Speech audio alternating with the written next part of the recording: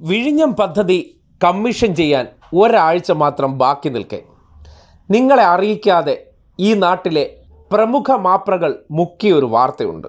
8.7 കോടി രൂപയാണ് നമ്മുടെ കേരള സർക്കാർ വിഴിഞ്ഞത്തിന്റെ സ്വന്തം കുടുംബങ്ങൾക്കായി അനുവദിച്ചത്.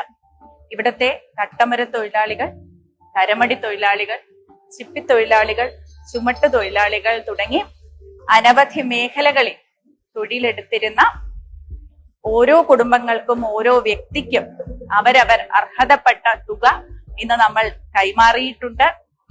ഇത്രയും ബൃഹത്തായിട്ടുള്ള ഈ ഒരു പദ്ധതിയിൽ പങ്കാളികളാകുന്ന വിഴിഞ്ഞത്തിന്റെ സ്വന്തം മക്കൾക്ക് തീർച്ചയായിട്ടും ഇന്ന് അവരുടെ ആശങ്കകൾ മാറി ആശകൾ പൂവണിയുന്ന ഒരു ദിവസമാണ്. അതെ, തുറമുഖം യാഥാർത്ഥ്യമാകുമ്പോൾ ആ പ്രദേശത്തെ ജീവനോപാധി നഷ്ടപ്പെട്ട മനുഷ്യരെ സർക്കാർ ചേർത്ത് പിടിച്ചിരിക്കുകയാണ്.